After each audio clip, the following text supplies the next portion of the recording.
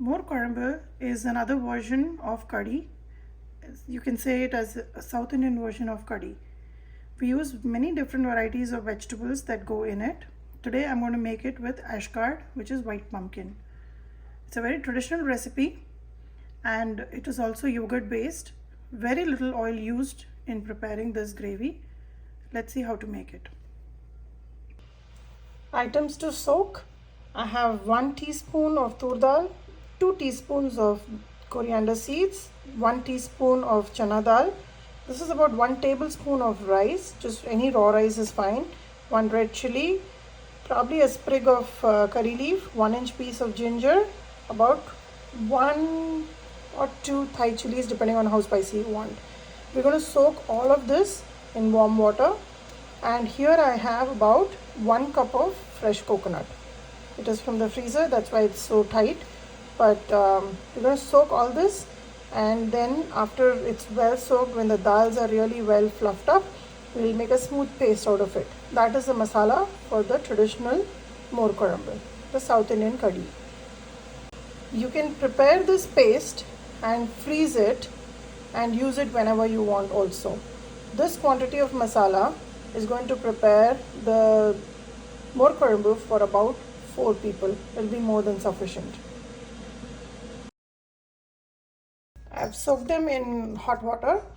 Ideally, if you want to prepare this for lunch, once you wake up, just soak it up and leave it for about an hour, and it will be really well soaked and ready when you're ready to prepare lunch. The whole process should take about 10 minutes after the paste is ground.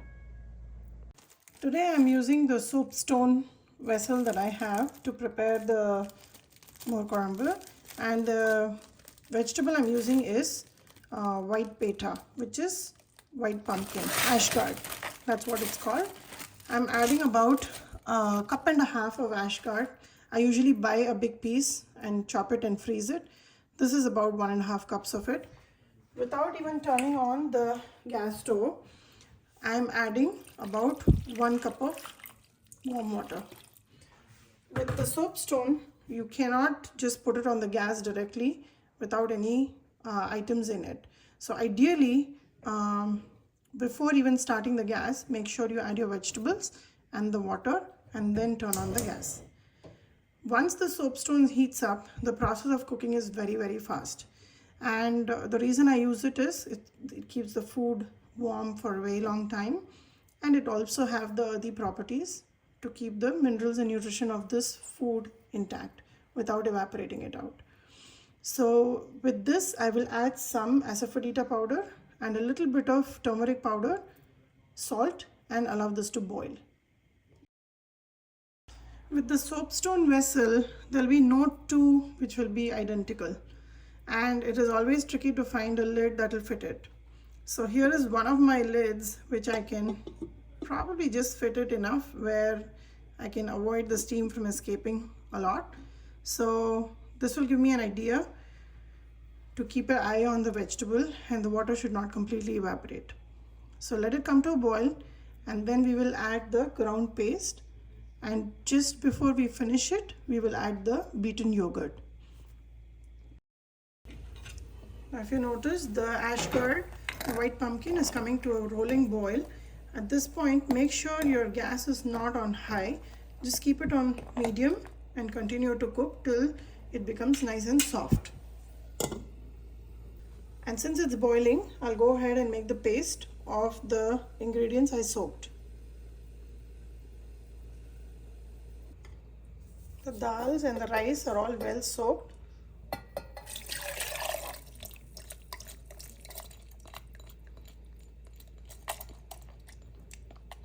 I'll make a paste of this and then add the coconut and make a final fine paste.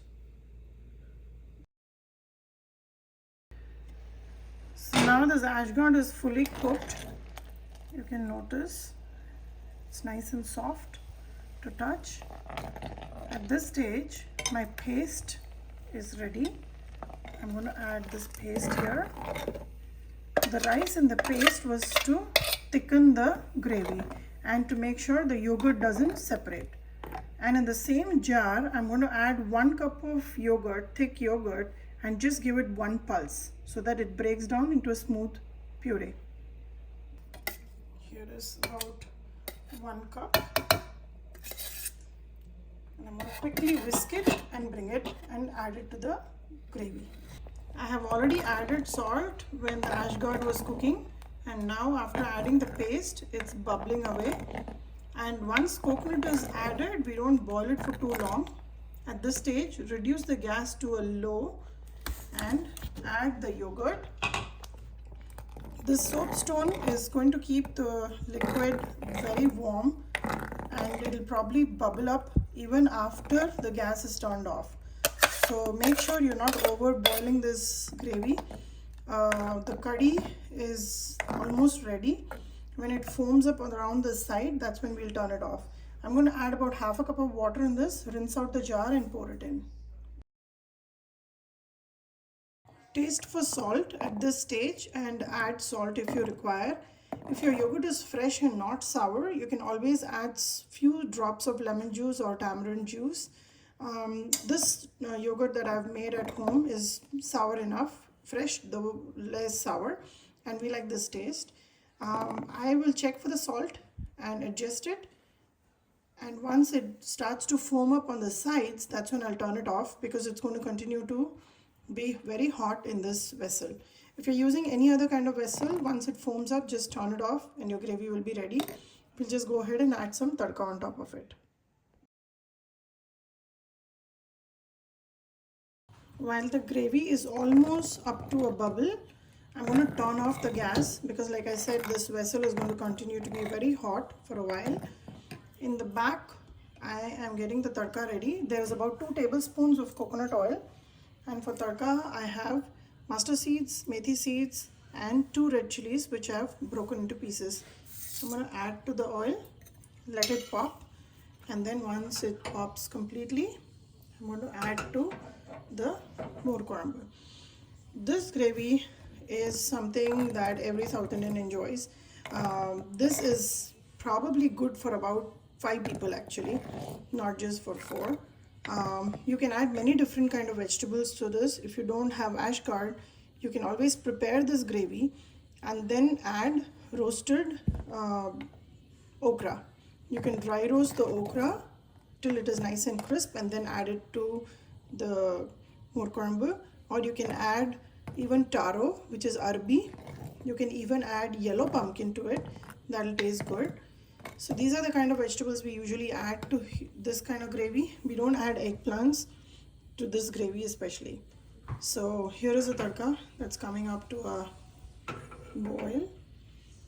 Once that's ready, I'm going to pour it on top of it.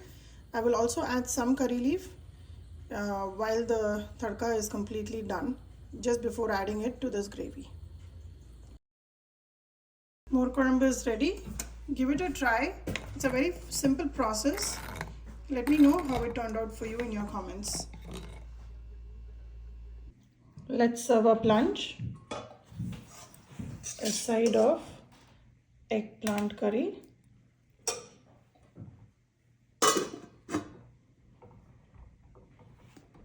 with some hot rice,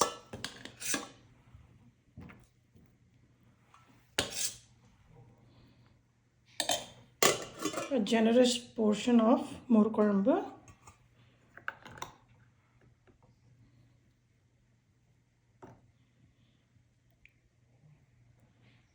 a small dollop of ghee,